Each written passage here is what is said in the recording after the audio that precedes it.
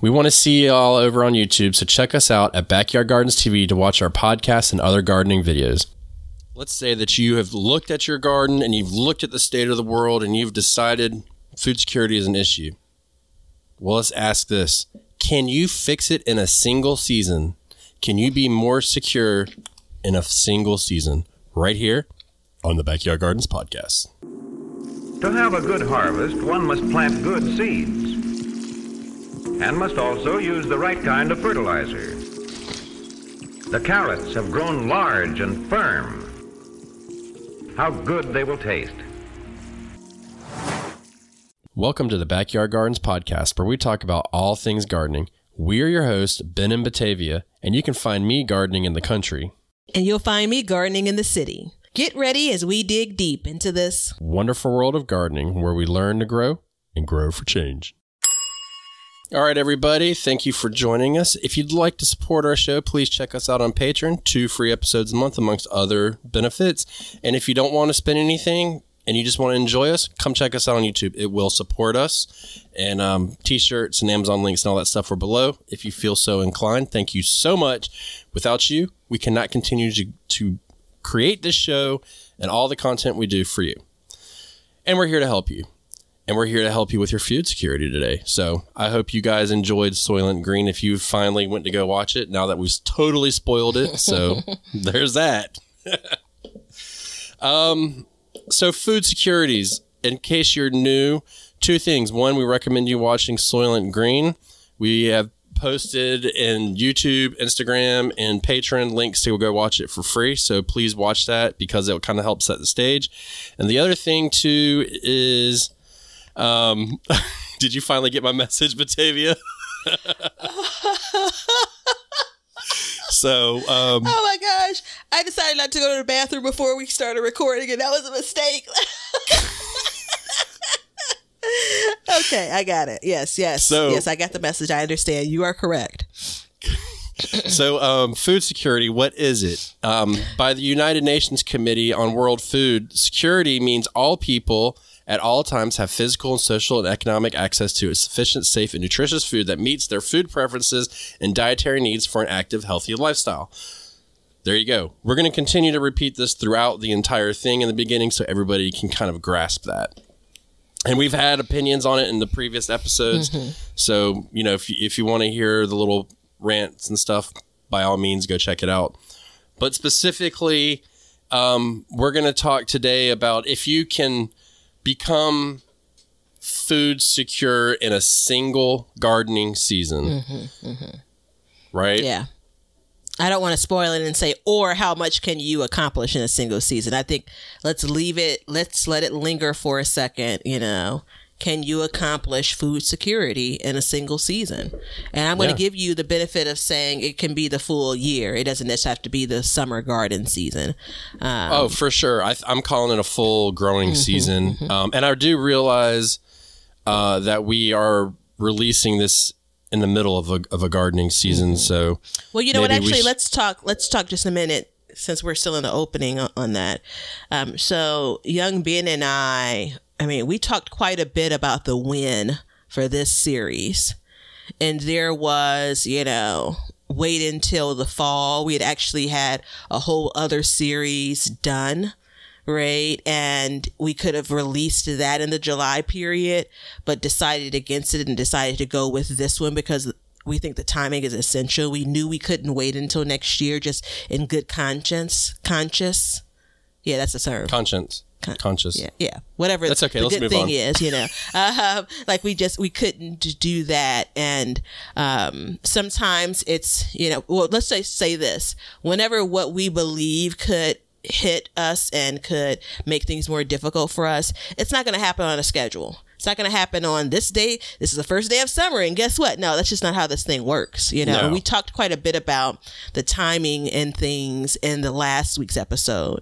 And so as you mentioned to us, I think it was just you and I offline, like, pause if you haven't listened to the first 2 episodes. And we don't normally say this. We want you to listen to all, of course. But if you haven't listened to the first 2, stop what you're doing.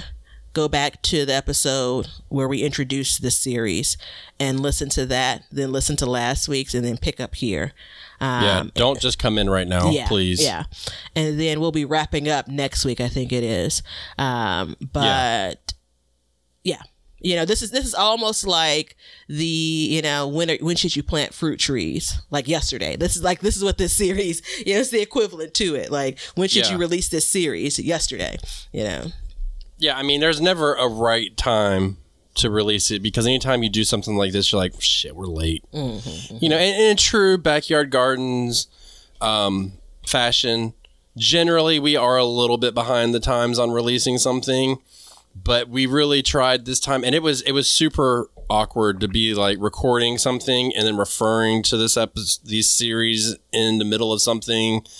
But I think the timing is right, because there's still time to make changes in your garden right now as we sit here and have this conversation. There's still time to do these steps. And I would say that, the official title is, or the official working title at this moment is, can you do it in a single season?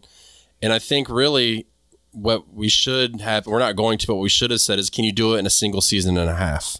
See, because in my opinion, this is normally the stuff, guys, that we work out before, right? Yeah. In my opinion, we have like 30-minute discussions over it. Start your season that we're talking for the purpose of this is summer, fall, winter and spring now. If you're listening to this episode, if you listen to this episode in the winter, you're talking about the 2023 growing season. You know what I'm saying? Like make it just like we do at any time. What we're sharing, it's going to be applicable at the time you listen to it, right? It's not this thing doesn't expire what we're talking about, so it's fine.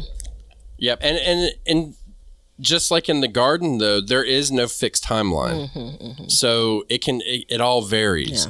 Does it start on your last frost date? Does it start here or there? It doesn't really matter.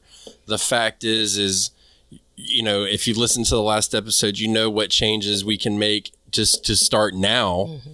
But then building on it, there's stuff that we can do now to help get a hedge on our own personal food security, and even possibly our community food security as well. So I'm going to go on a limb and say that too. And the only thing I'm going to say about that is, if we did get into a Soylent Green situation, I would strongly recommend reconsidering the community part. For safety purposes. And I don't really want to get any more into that for this. That's my community service announcement. If you guys want to hear about that, you can let us know. Maybe we can talk about that, but I feel like it's not really a conversation for backyard gardens itself. There's plenty of other places that have talked about it. So in a single season, in a single growing season, can you do it? Yeah. That's a loaded question. Before we even go, what are your initial thoughts on that? My initial kind of gut response, because I'm conservative when it comes to this kind of thing, right, is no, right? But let me tell you though, because we're going to go to break. This is like if we're being interviewed on television, we're going to go to break and we're going to come back and someone's going to tell Miss Batavia that she should have answered that differently. No, in all seriousness, and thank you for, letting me join this show.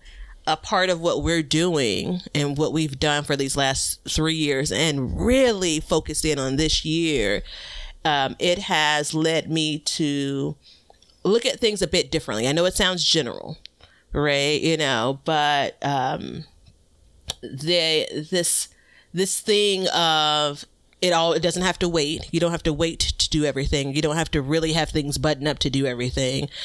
You can make, if you listen to the last recipe of the day, shout out to Anna again, because damn, it's a good recipe, from last week's episode, you can make something out of nothing, right? So then if I look at it through that lens, which is, that's shedding a lot of Batavia. That's shedding a lot of my DNA, the way that I've been built. Yeah. And to be able to recognize that that's happening, hasn't happened, but it's happening, is pretty huge. So if I look at it through the kind of evolving Batavia lens, I do think that you can make a huge impact and create food security for you and your family in a season. It's possible. Food security forever? No. like forever, ever? No. But you can definitely wade through the storm, I think, so to speak. So I completely disagree with you. I think you can. So it should be an interesting conversation. Flat out. I think you can. Yeah. That was not pre-planned. I honestly expected you to be like, of course you can. Garden love. We love everybody. You still see, it's what you want me to be. I know. That you keep on getting challenged by. And then I come back and you realize who I am, and then we're here. But it definitely should make for a good conversation. You ain't got to point at me so hard. Jeez. With both, I'm using all. I got all 10 pointers going on right now, and she's wide-eyed and bushy-tailed. Good night. But no, in the past 3 years, I've sat across this desk from you and this computer screen, and I've watched you and your evolution in certain areas. And I can tell you that if you do believe in evolution, and if you don't, whatever, but if you do believe in some sort of evolution, based on what I've seen, it must have been a painful process for the past couple million years. But in all seriousness, it falls right into what we're talking about. So not just necessarily my mental attitude towards this. So before we met, so if I go back to 2019 and there were years leading up to this, remember, this is where I expanded in 2019 to the front yard garden, right? Yeah. So now I have these 2 growing spaces, easily double the growing space, right? And now here we are 4 years later. I had to count on my fingers. We're 4 years from now. This is the 4th summer, right? And so you think about, not only has my view on this changed, in part, it's also not just based on your influence and Leonard's, of course. It's based on what I've seen in my garden space, what I know to be possible now. Come on now. Come on, somebody. Now let me be straight. Now, first of all, I don't have a bell, but if I did, ding, ding. And second of all, I'm not saying that it is my influence. So no, you play a big role here. You're going to have all of this, the desk shaking, edited out, because there are I'm leaving it in. This is the natural effect. There are not earthquakes in Chicago. I just got way excited there. But I mean, it's natural for somebody to be in a garden. And I mean, dude, I'm sure you've seen it in me, like some of my thinking and stuff that I do. And I've definitely flip-flopped on a few things, and that's not flip-flopping. That's evolution of my thinking of this. But as our experiences grow, since we've met. The world has changed, not once, not twice, but 3 times it's changed since we've met. Each year it's different, and it's a new hurdle. But you've seen how things change within our gardens, and that's just simply based off of our experiences, our desires, our urges. There is definitely some influence because of the show, but I can honestly say that it is not completely because of the show. So there's that. But yeah, over time, we all change. And to be specific into this subject that we're talking about, there may be somebody out there that when we first listened, they listened to the first episode of the series, may have been like, no, I'm not going to go down this rabbit hole. And now coming into this, they may very well be like, hey, maybe there's a point. Maybe, maybe there's a need, right? To need, talk about, to address. And it's not that, before we go to our break, which we're going to go to on time today, in case you were wondering, it's not about, scaring, the crap out of you. It's about empowering you with knowledge, making you aware of it, and encouraging you. And that's what we want to do today. And, to my surprise, it's going to be a little bit of an uphill battle, maybe, to be encouraging based on our separate opinions. Shame, but I think shame. Listen, I feel like it's par for the course. Like when we talk about, we as in, folks that sit in seats like this, talk about these controversial topics, we feel like we need to apologize and we have to say things like we're not trying to scare you. And the act of telling someone you're not trying to scare them, like it kind of, puts you, sets you back, like, hold on, right? Yeah. Saying it alone is scary. And so I really want to say, no, let's not say it at all. But I just know that it's a part part of what you need to do, again, when you sit in seats like this. But then I counter that with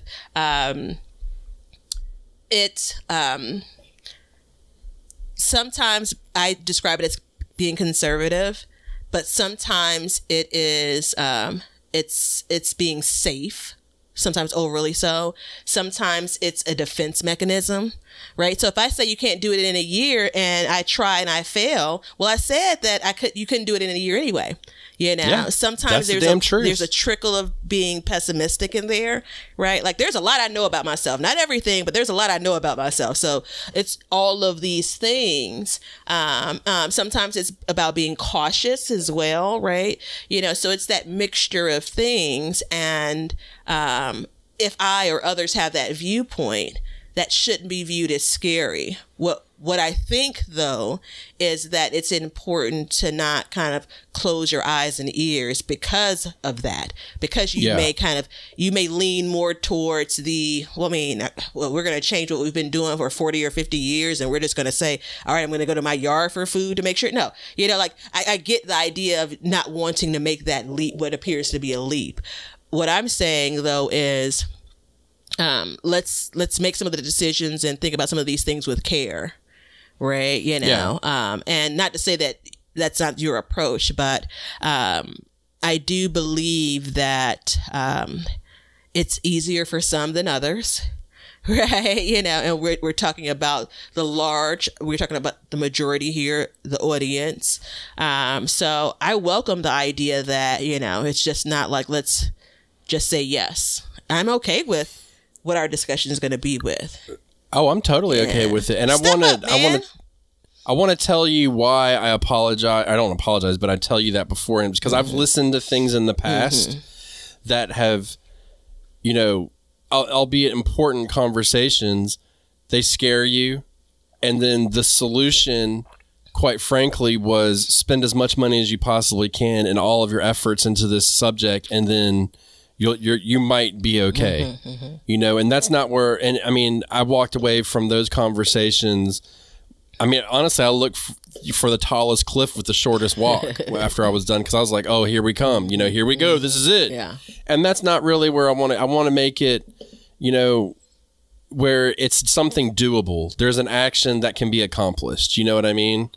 And it definitely, if it does scare somebody, that's fine. But I want it to be accomplishable goals, something that we can all do. So, and I feel like we can do that. Maybe. Who said we were going to break on time? My last statement before break will be some of the some of the shit is scary. Period. Point blank. Yeah. End sentence. It is. So that message that I sent you still rests firm right now. And I do want to say, if you guys watch Soylent Green, we don't agree with everything, specifically the furniture. And we will be right back with our discussion on how we can make this happen in one season. Hey, everybody. Thanks for checking out the Backyard Gardens podcast. If you like what we're doing and you want to continue to support the podcast, head over to our Patreon page to sign up. You can also make a one-time donation using PayPal. Both of these links are in the description. With your support, we can continue growing and helping others in their gardens. See ya. We want everybody to have a garden, and we're going to give you a chance to win free seeds every month. Head over to backyardgardenstv.com and enter your email address to be entered in all of our giveaways. Good luck.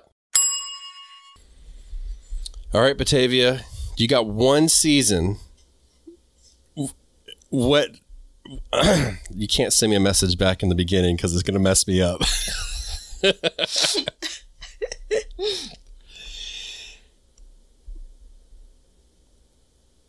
All right, Batavia, you got one season to make it happen, to be more secure with your food.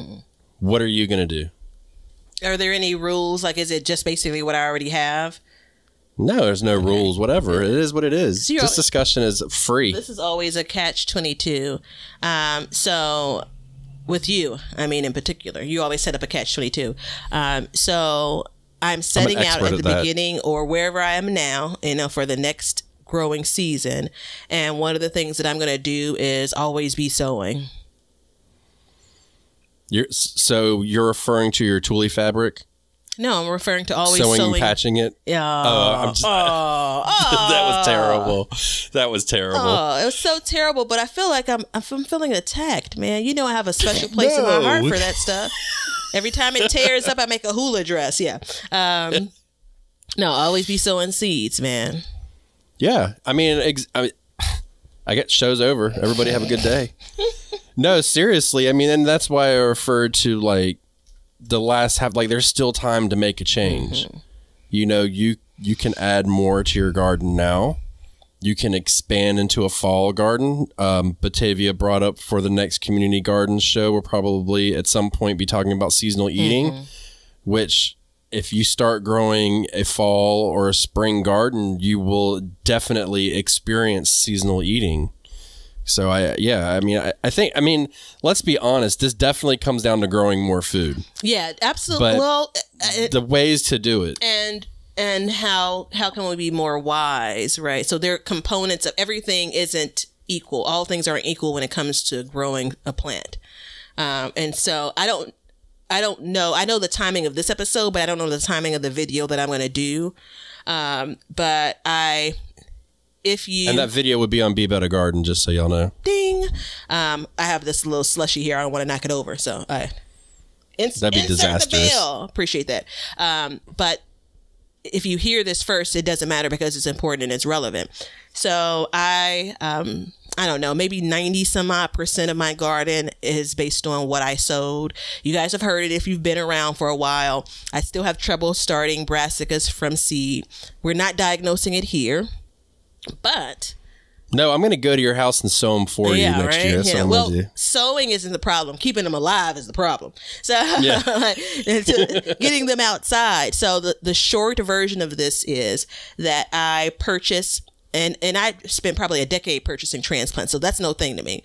But based on the size of the garden now, it's just I can't afford to pay for all of them. And I don't want to when it comes to transplants. Yeah. But I'm okay with shelling out some dollars if they're reasonably priced and if it's something I really want to grow. So broccoli, collards, cauliflower, and cabbage is what I purchased for transplants this year.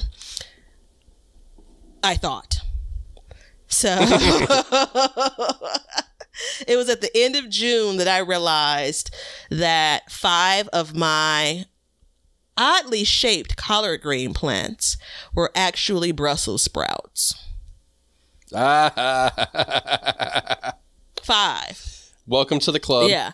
And so I only realized that when the buds started to appear. I had been questioning this early on, like I've never seen leaves grow this way. Now the catch is I had already started Brussels sprouts, and of all of the brassicas they took. I planted out 4 Brussels sprout plants. So as of this recording, I have 9 Brussels sprout plants in my garden. Never would I have ever planted 9 Brussels sprout plants. That's just, I enjoy them, but it ain't my jam. Based on my space, I'm going to put something else in there, like maybe collard greens. But anyway, I bring this up now, 1, as a share, 2, because this kind of thing is what we discuss on the garden updates, which are now on Patreon. So I do love you enough to give you that tidbit, right? But 3, and relevant to this episode, I would have cracked the code if I would have continued to sow brassicas. I first started having the problem in 2020, and I basically waited until 2021 to try it again. Still had problems. Waited until 2022. So waited until the time that I would basically need them is when I gave it another at bat. And that's not a whole lot of runway to fail and then try again, right? Yeah. So as an example, I would have cracked the code over these last 3 years if I would have continued throughout the season. So I say all of that to say, when I talk about always be sowing, it's just not like, just don't be growing crap in your house or whatever. It's not about that, but it's always that consciousness of, if I would have tried to sow collard greens, which I almost did, to sow them again when I failed this first time earlier this year, perhaps they would have took, because now I have nothing. All I have is seeds, right? I'm not going to pull the Brussels sprout plants out, but if I wanted to, I have nothing to sub in. Sure, I could go, and this is a lot what I cover in the video. Sure, I could go out and buy some transplants, but that's not my intention at this stage in the garden season, So, yeah. Well, let me ask. So I'm going to ask you a question, and I'm going to give another, solution to this. But did you save any collard green seeds this year? No. Okay, that's good. So I proposed something to you, and I'm doing it live on Backyard Gardens podcast. I saved collard seeds, and I proposed to you that you and I become seed saving buddies. So if I save collard green seeds, you save lettuce seeds. If I do kale, you do broccoli, and then we'll share. Because I got probably 15,000 collard seeds. So I'm going to send you some. And then if you save some seeds, you send me some of something else. And then that way, we're not eating up our entire garden with different plants. What do you say? Will you be my seed saving buddy for life? I didn't expect that reaction. Of course I will. I love that idea so much. And it's not a diamond ring, everybody. It was just a seed. Oh my goodness. I'm literally in tears. It's such a good idea.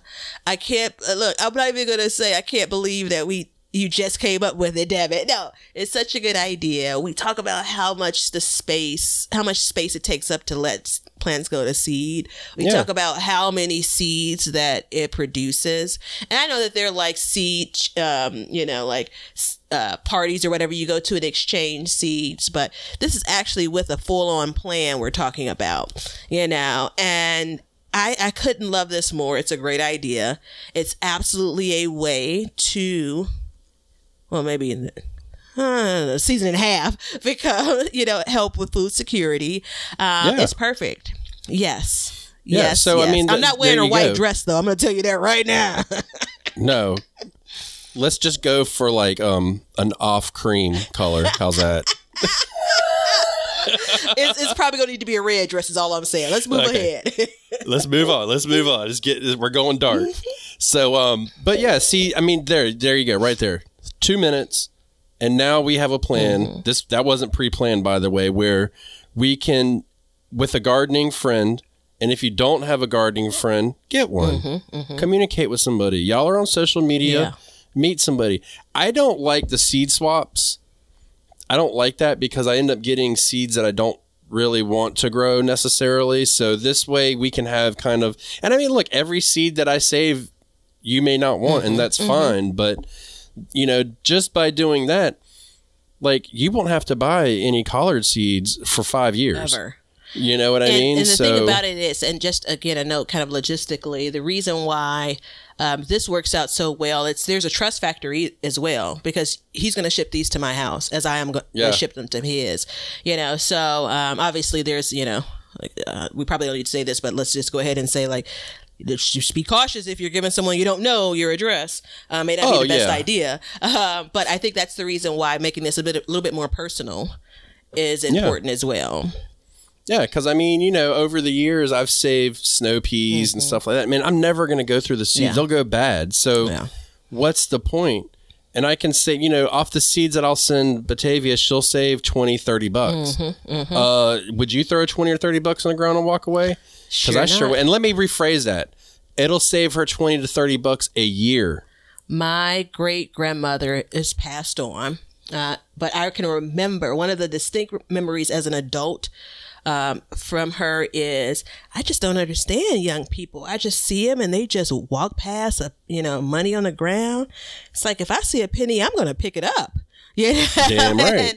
And I mean, if I'm trying to do the math, she had to have been born like in the early 1900s. And so obviously she had lived through a lot. And I can never walk past a penny because it feels disrespectful. And I'm thankful of many things for that small nugget, that small lesson. So $20, man, shoot, I may arm wrestle you. So my wife and I, we were training for a triathlon, and we were doing our bike ride one day, and we were going we were speed training that day. So we were going full clip. And I remember I was riding down the road and I saw shiny stuff all over the road, and I locked my brakes up. That bitch turned sideways. I dropped my bike and jumped off, and she's like, "What are you doing?" I was like, "There are quarters and nickels and dimes all over the ground." She's like, "You are cheap." we got done, and I took her ass. I said, let's go get some ice cream. I went out there and threw that change on the counter. I said, how cheap am I now? And she's like, you ain't cheap at all. You did the right thing. No, I did almost kill her, so that's a different story because she almost ran me over, but that's, you know. But, you know, just doing stuff like that right there can make you, you know, I don't want to say make or break, but, I mean, look, we've had full-blown episodes and many discussions about seed shortages. And within that time frame, we solved a seed shortage amongst us. And the key, you know, I would love to send everybody seeds, but I can't I can't keep up with all of y'all. I'm sorry. But just by doing that, look at there. Well, I mean, it folds into so much, and that's the reason why I was like actually overwhelmed, right? Like I can't cry on cue, so that was absolutely organic, right? I think I could get you to cry on cue, by the way. Well, I mean, when you set something up like that, then that, you know, I'm going to get emotional around. Yeah, I guess that's on cue. But we are now managing how many shipments need to come to my house. And yours, right? You know, there's no need for you to send me your collard green seeds right this moment, you know. No. So you're going to package up some other seeds. You know, we'll probably exchange them at the end of the season, along with any other number of things that we need to mail each other. Like, I mean, I think that it makes far too much sense. It absolutely is sustainable. You know, we are lightening the load. We're letting someone else order the seeds that I would have ordered from online. You know what I'm saying? So, I mean, I think that that's a great example. And this is the piece that if there's anything whatsoever, which is actually funny because it's kind of counter to this episode, we talk about doing things kind of in small steps. Right. Yeah. So you're not going to solve your food security. You're not going to create food security in just one action. Period. No. Right? It's going to be multiple actions across multiple steps across this season. Right? That's how it's going to happen. Right. And you know, another thing, and I'm experiencing this now, so I'm bringing it up, is perennial planting. So a lot of us have space in our yards, and I haven't even brought this up to Batavia yet, but you know, last fall, keyword fall, I planted a peach tree. Okay. That peach tree right now that I planted last fall has 42 peaches on it. Okay. I planted it in the fall. It got watered all winter. It wasn't a lot of pressure on it. I didn't have to water it a lot. And now it has 42 peaches on it. Okay. Just think about that for a second. Now, what else can we fit in these spaces? What else can we use with this? Now, do you know how much that peach tree cost me because I bought it in fall? It cost me $21. And I'm going to get 42 peaches off of it this year. That's a big deal, you know, and I'm not saying like you can even get it cheaper. Yeah, you can get it even cheaper. You know, I got it a little bit earlier because I wanted to get it a little bit more established, but you can get something on discount, you know, whatever, what have you. But I did that. And I have a pear tree that I planted 5 years ago. Dude, I haven't even gotten the first pear on it. Guess what's coming up out of the ground this year? Oh. I'm pulling it out of the ground, and guess what I'm putting in its place? A peach tree. It may not be a peach. It more than likely will be because I happen to love peaches. It could be a plum tree. It could be something else. But the fact of the matter is that is going to continuously give me food for years to come when I don't have to replant it. So this is what can you do? Can you do it in a season? Yes, you can, but you need a plan. And so this has been an area. It's a lapse. It's a hole in kind of my garden and my gardening and my garden experience. I like to take breaks, man. You know, I'm ready to punch out, take my 15 minutes, right? And I can see it. I can track back. And this would really be helpful if I had written this down, but I can really track back these last couple of years when I've increased the production. I've increased the work in the garden from starting a lot by seed, from planting different things. And there are periods of time where I just shut out the garden, right? Like, a goal of mine, I don't remember if it was this year or last year, to be quite honest, it must have been last year, was to be sowing every month. And if I include direct sowing, which I don't think was the original goal, but if I include direct sowing, I was sowing every month this year.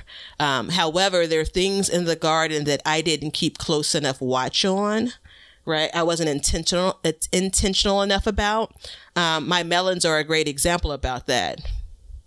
And I direct sowed some of these things, cucumbers, a couple of cucumbers as well, and they didn't come up.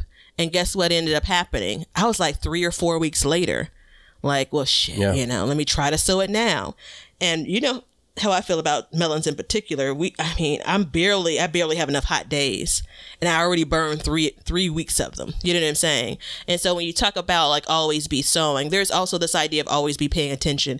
There's the how many more years do you need to give that pear tree? You know, like at some point, kind of the rigidness of being absolutely pays off, right? Let's pull it. Let's talk about what you're going to produce in the next 2 to 3 years in that space. Yeah, I mean, dude, I can pull it and I can leave it and maybe get a pear, or I can pull it and put a peach tree and get 42 peaches. I mean, I may not get 42 peaches off of it, but you know what I mean. But the key here is creating food security doesn't, in a growing season, doesn't necessarily mean I'm going to pull all of the food from my garden this year and in turn be secure, right? You are taking steps where you have planted something that will lead to food security, an element of it, right? You know, you have some diversity now, you have some fruit growing, which is a part of a healthy diet, right? And that was an aha moment for me, to be quite frank. Oh, was it? Yeah.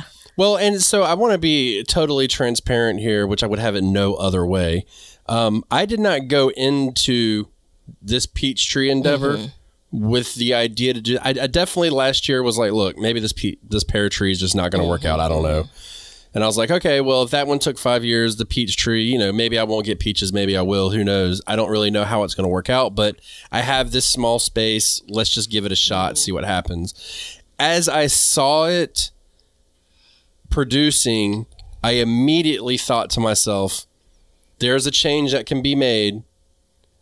And at that point, didn't cost me anything. I already made the purchase before, so I know roughly. I know inflation is crazy, so let's just say it's going to cost me 8% more. So it'll be, you know, $25 this year or something. But I can do that and still have a plan. So I didn't go into it with a plan, but I adjusted as I went, and I wasn't as rigid about my plan as some people would think. So.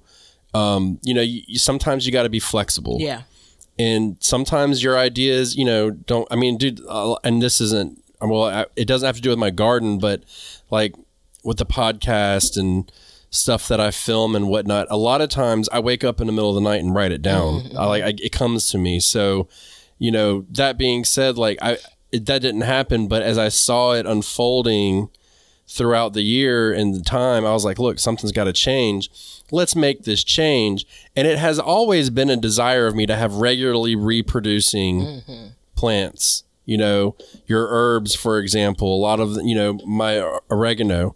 So my oregano is, turns out it's very important to us. I don't eat a lot of oregano, but what I use the oregano for is my chickens.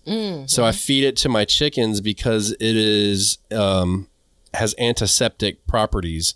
So it can help them with any kind of sickness they have or anything like that. So my oregano just grows wild in its space. You know what I mean? So just planting these perennial things, sage, these types of things, you know, chamomiles, a lot of the herbs that we talked about in our herb series, our herbal remedy series, all that stuff, you know, and if they're not, they easily are resowed. So there's that as well. Yeah, as it relates to perennials, I gave strawberries another go. My plants had petered out. You know, strawberries aren't like a lifelong plant. Right. And so I bought some new strawberry plants, put it in the garden. I'm going to get a few years out of that.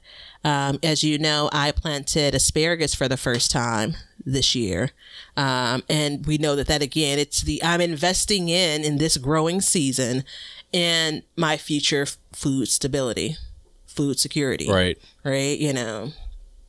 And how is that asparagus going for you, by the way? Well, what I've learned over the last year or so is asparagus is done in the spring. right? You know, so if I was in like year 3, I would be finishing or just finished harvesting the rest of the asparagus. So it did what it was supposed to do, it seems. It's still not in the perfect location. There was a more perfect location. I chose not to put it in. So it looks like maybe 7 of the 10 crowns that I planted actually came up. Right now they're going into that kind of fern situation. So we'll see kind of as they put more energy into building the roots now, what happens next spring. Right.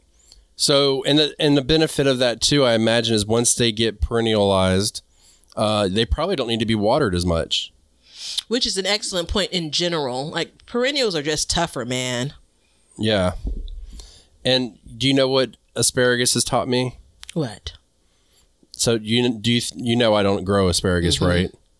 And you know I don't grow asparagus because I didn't want to wait a year for a harvest, right? But did you know that if I would have shut the hell up and planted it 5 years ago, I'd be swimming in asparagus? And it's more like there it is. 3 years, really. Like on the 3rd year is the one that you really can get in there and start, eating it directly out of the dirt. Excuse me. I think that's exactly it. That's a great example of when we talk about it has to do with, talking about food security, how many, cabbages you're pulling from your garden, how many tomatoes that you're harvesting from your garden. Sure, it absolutely does include that, but it also includes what you're putting into how you're managing your garden this season, right? You know, have you expanded yet? Did you have plans on it? I mean, yeah. I'm going to say at this point in July, you probably want to wait until maybe September when the weather cools off just a bit for most of us. But like, do it, man. Yeah, that's one thing. And asparagus, and I've thought this for a couple years now, is my uttermost failure for not planting. I should have planted it when I first got the notion to plant it and just let it grow, do its thing. And I've even thought about maybe tying up an entire one of my beds in my wild garden and just grow. You know what I mean? Like stop. Sold, and you can buy it maybe in the fall, like pre-order it. And if you're buying it online in most cases, and it's generally shipped out in the spring because it's one of those things you're planting early in the spring. There, of course, there's asparagus seeds, and there's asparagus. Dude, I've heard to not buy asparagus seeds. Yeah, there are asparagus plants you can get from like your home improvement stores. I don't know for sure because I've not done either of those. I was willing to make the investment, which, I mean, it's not like this isn't cheap. Like I'm investing in the next 10, 15, 20 years. You know what I'm saying? You're investing in your future with time and money. You know what I mean?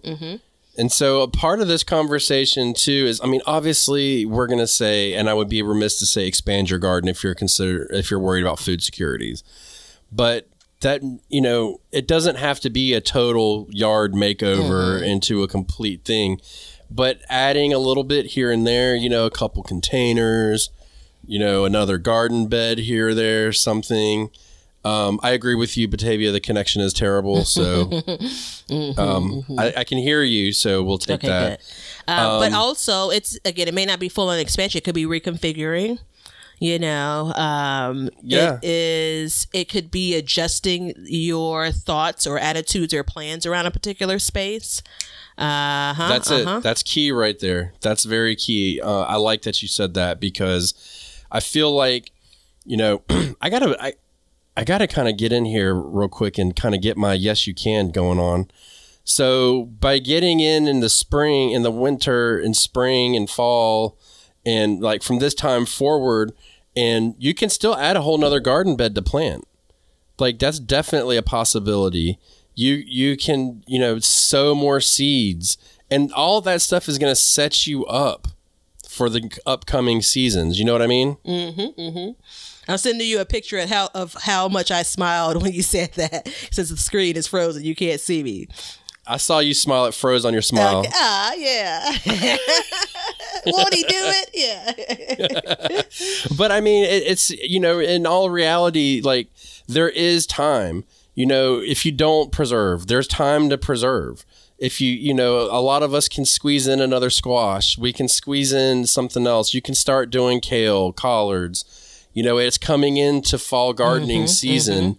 You know, making that plan, plant your carrots, you know, maybe you can get a carrot harvest and try parsnips if you've never tried parsnips. You know, I did potatoes for the first time this year. I added raspberries in as a perennial crop, so they'll keep coming. So, you know, I'm expanding in different ways, and I'm building onto my edible landscape is really what I'm doing. So we did a episode about that and a video, so if you want to check that out. In the video, I kind of went around and talked about my edible landscape, and I've even added on since then. But, you know, between the times of when this releases, which should be like the middle of July, I believe, until the end of the growing season, dude, you can get a full crop in. And if you've never grown in the fall, you can have another couple months of food coming. Not to mention that a lot of the crops that you harvest, especially root crops, will hold up in your refrigerator for a while. So you don't even have to do anything to them. I was just looking at the dates when you said it. Yeah, so we're in mid-July when this releases. And 2 years ago, the time I was successful starting seeds indoors for fall, I started kale. It was your curly kale. And I started a whole bunch of lettuce. And those plants took, not only did those plants, the lettuce took me through like early December, right? I was cutting and coming again, which there is something to be said about when you apply certain techniques as well, right? To help build into your food security. But the kale, not only did the kale provide food that fall, I ended up, and I share this again to be completely transparent because it may have impacted, you know, what happened in the next spring. I had them in containers. I put those containers inside of a raised bed. That bed was covered with plastic that entire winter. So I'm in Chicago. I garden in zone 6A. I know I don't say it often because there's a very embarrassing episode where I say something different in the earlier days of this podcast. But you didn't just say it. You didn't just say it. You yelled it. Yeah. I banged on the desk, you know. I was twisting my fingers and hips, and yeah. And we still have listeners that refer to it, and I love it every time you do. You guys are great. I mean, it is notable. Let's just say that. But I say all that to say that next spring, I pulled off that plastic, and those plants continue to produce. Again, they're biennial. Kale in this example is, and so they ultimately went to seed, but I got a ton of early spring vegetables, you know. So I say that to say, don't trip on it being July. It's not over for you, you know. And in 6A, what is it? I think it's a -5 is our low, you know. So let's not get it twisted here, folks. You still can be doing things. And you could still build on your goal to have food security in this growing season. Right. And I'm gonna say something, and it's gonna be uncomfortable, but if it's in July, and if you think your gardening season's over and you're worried about food security, then you need to tighten up and get out there and plant something, because you technically are just getting started. You've got a whole nother season. You need to buck up, Buttercup, and get out there and do it.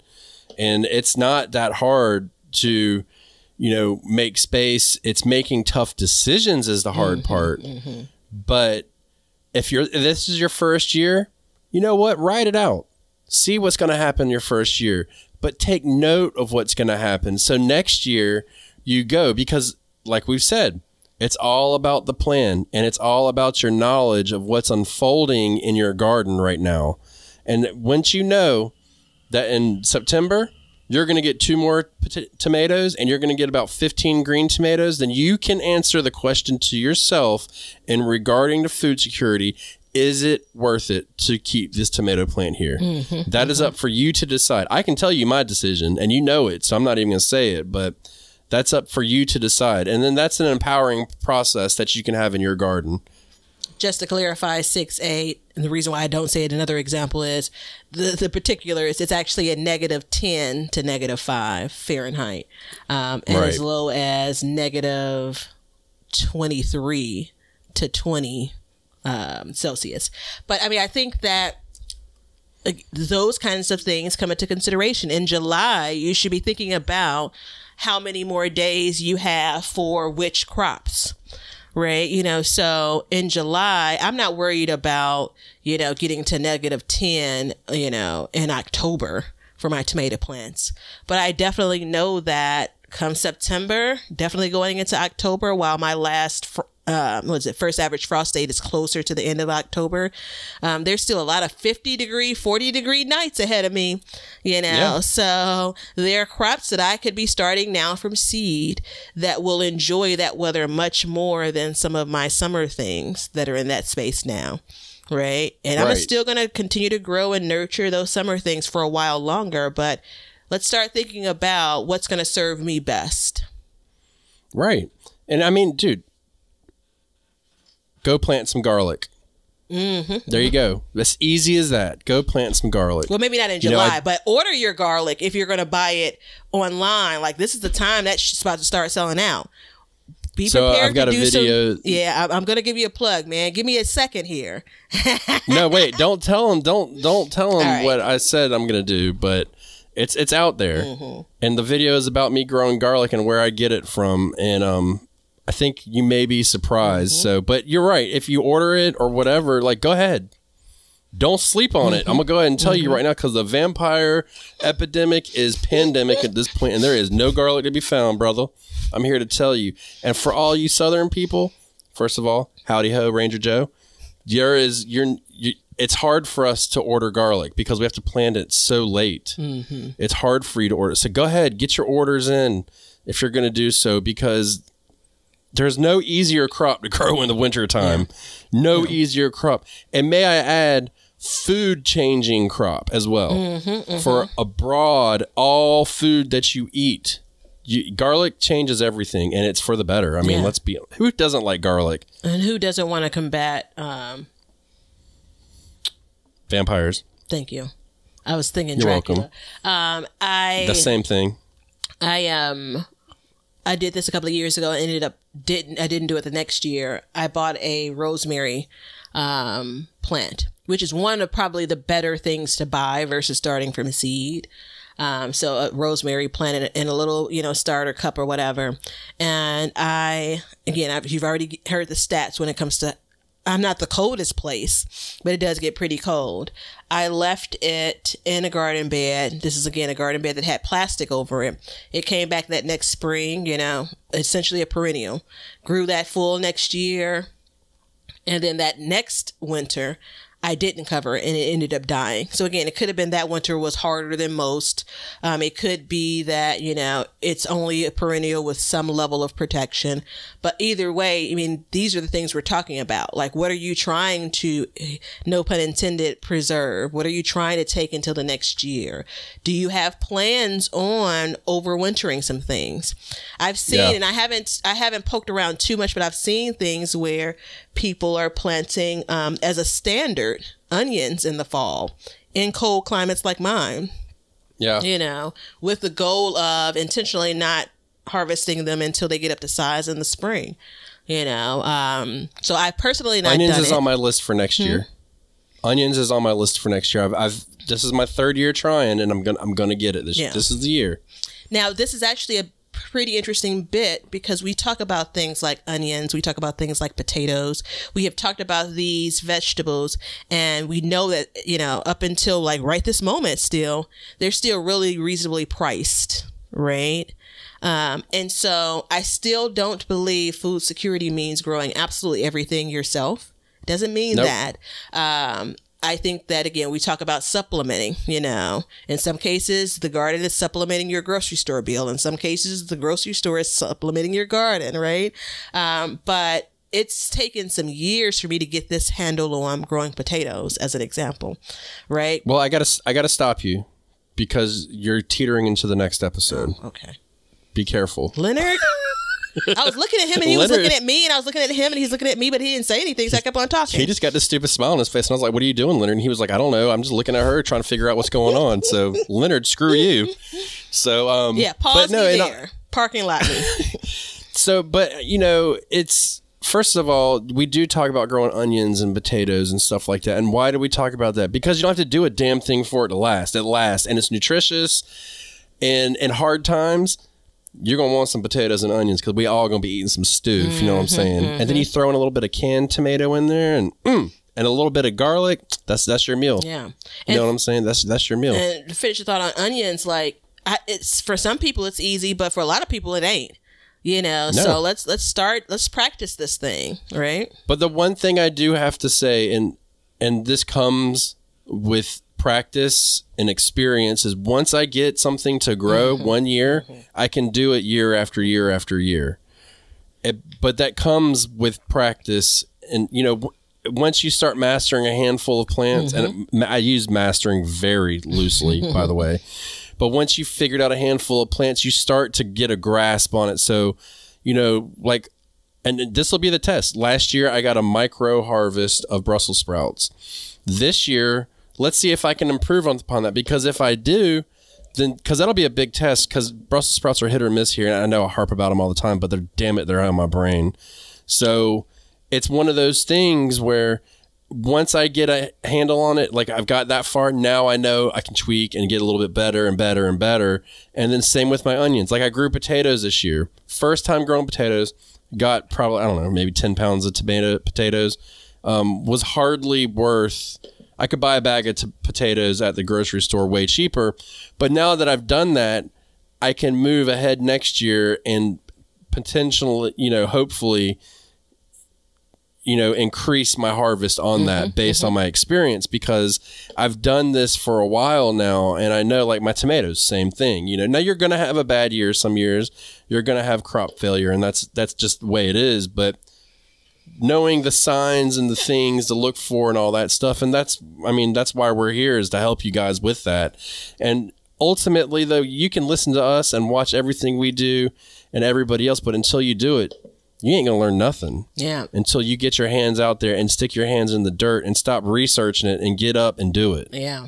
I think that based on your experience of growing turnips, excuse me, and generally you'll harvest them at different times, but that creates this balance of, you guys were eating turnips as if they were potatoes a couple of years ago, right? Yeah. You know, and so that, while anyone can generally do that, if, you know, like, okay, you could decide that's what you're going to do, you confirm that you and your family enjoy it, you know. You don't want to eat turnips for all of the year, but guess what?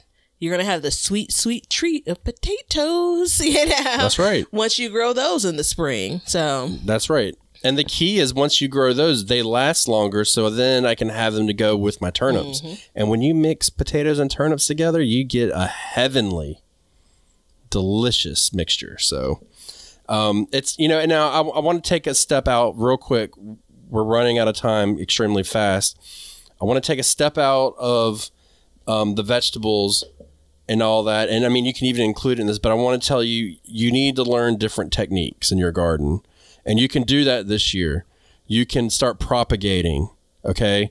The act of propagating is essentially taking a cutting, making another plant for free. For instance, my big thing this year was hydrangeas.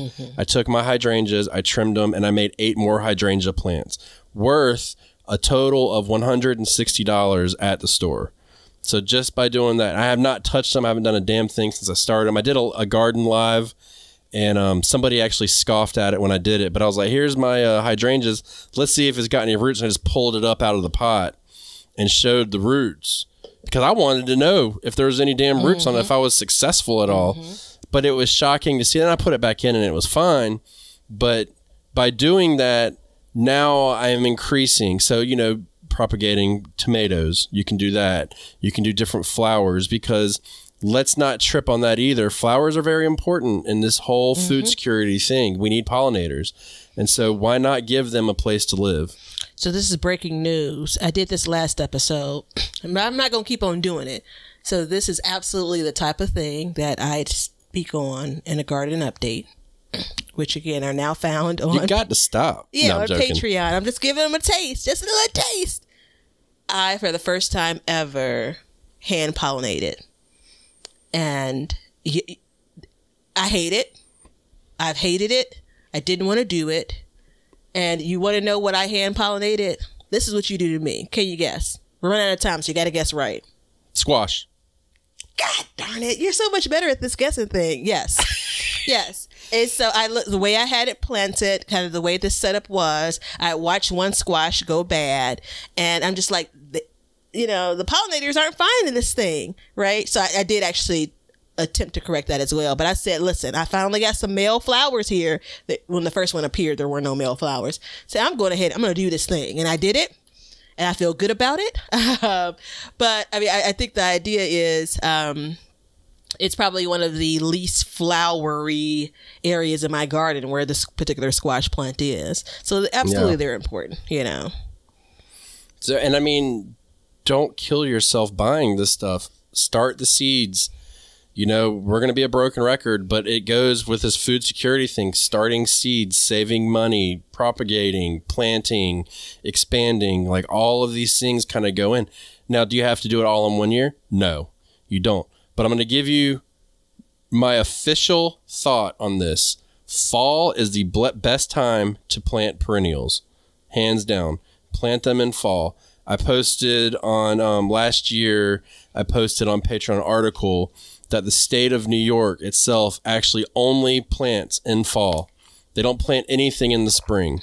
They did the studies, they did the tests, and they did it. And then I was already in the process of doing that. And I've noticed each year that when I buy stuff in the fall, things work out better. So this year I plan to start, actually next week I'll be starting all of my perennial seeds that don't need stratification, which is the process of a hot cold to weaken the outside of the seed in order for the roots to come out of it, for it to germinate. But everything that doesn't need that, I will be planting now, or starting inside, hardening off, and planting in the fall. So when it comes time for them to bloom in the spring, they're already more comfortable. They've been in the ground for 6 months. They're ready to go. So you're going to get a faster bloom off of them and less maintenance. So my final comments, and they wouldn't be final, it's only because we're at the hour mark. If you're saving seeds and you're new to saving seeds, if you have any apprehensions, which generally shouldn't, it's a great time before you package those things up. Drop them in some dirt.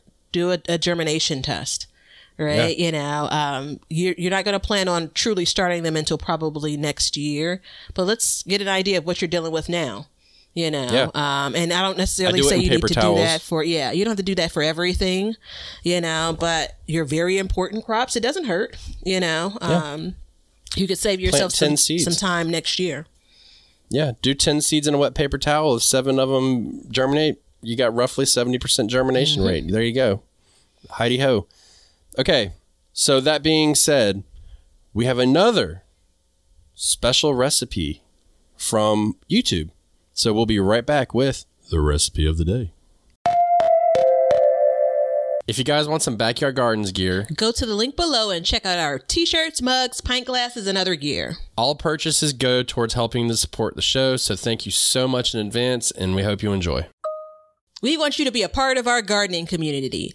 DM us a picture of your garden at Backyard Gardens TV on Instagram, and we will share it with our listeners.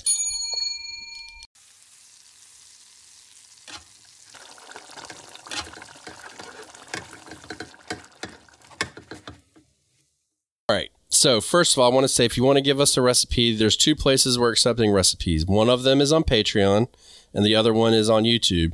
If you could just comment into a actual podcast episode or recipe, we would appreciate it. That way it's easier for us to find. But this one comes from Danielle, and she says, she gave it to us on our watermelon recipe, or our watermelon podcast about you should grow them. And I want to say this. I'm seeing a little bit of a pattern here, and I just want to say I hope that we haven't totally brainwashed everybody into simple cooking, but then I kind of hope we do, because it's amazing. So I don't think we've brainwashed people into simple cooking. I believe we provided a safe space for those that have always cooked simply to say it out loud. I like that. So Danielle says, I have a recipe of the day for you. I like the enthusiasm you have, Danielle. She said, frozen watermelon chunks, lime juice, and honey agave to taste. all blended up, and it gives you a watermelon sorbet. Delicious and quick. Hot damn. There it is. I read the recipe and I got a little teary around the sorbet. Like, I'm like, that's it. That's what I'm looking for. That's what I'm looking for. I'm going to try it first with my store-bought watermelon. I'm just going to tell you the truth of the matter. Hey, look, she didn't say you had to grow it. And as you know, we're all about supplementing, so you don't have to grow your watermelon, but it does help if you do. But no, I like that it's a safe space for people, because, man, there's so many recipes out there that are so complicated. It's like, if you want, it's like, all right, you got to use frozen watermelon, but it's got to be diced up into no bigger than 1/8 chunks. And then you've got to use uncurified, unstained cane sugar with a little bit of the stem of the lime, or, you know, something stupid like that. So super easy. Danielle, we're going to try it. I love it. Thank you for giving it to us. And like I said, if you guys want to give us a recipe, which by far, well, I would say is becoming the research we're doing for these newer episodes is kind of difficult, but the recipe by people providing the recipe to share really takes a load off of us. So thank you so much. We love them. Wait, no. So there's a whole plant leaf up in between the bell. Fix that. Listen to her rustling. There's a plant leaf, but there's also paper, and it's the same paper that was in the last episode, so I didn't want to say that. There you go. But, don't be so complicated when you cook. Just enjoy the actual flavors of your food. So I hope you guys have taken, you can take some of these for the food security, and especially this episode. And I still stand firm as if you make the changes that we've talked about planting perennial. We've briefly touched on expanding, which I didn't feel like we needed to talk a whole lot about. We've talked about growing in other seasons, a little bit of preserving. If you do those things, you're walking your way into a more secure future in one season. Do you still stand firm in no, Batavia? Well, maybe you zoned out. I had a really long explanation with all kinds of caveats and points and asterisks. Then I said, I believe so. I don't think I zoned out. I think I got lost. It's quite possible. All right, let's just call it maybe and be done. Hey, look, I'll take a maybe. Remember, the aha moment was not just looking at what you're harvesting, then equaling food security. All of the things we've talked about lead into, including harvesting what you're harvesting out of your garden today, the decisions you make, what you're planting, how you're treating perennials, like all of those things lead into it, right? So I'm going to go ahead and say yes. There it is, people. Evolution in 1 hour. You couldn't ask anything faster than that, can you? No, in all seriousness, everybody, thank you for being part of us. If you'd like to support us, all the links are below. Check out the YouTube channel. It'll help support us as well. It costs you nothing. And you get a little bit more knowledge and maybe some entertainment. I was going to say something and I forgot. How bad is that? Were you going to say, see ya? Oh, no, I wasn't. Actually, hold on one second. This is what I was going to close with. And I hate that I'm saying it after you said that, because that's not the way we do it. But all of the many problems that can get you to where there's a food security issue, you can take all of the solutions and put them together and have a solution to food security. Oh, that was a lot. It was. Now say it.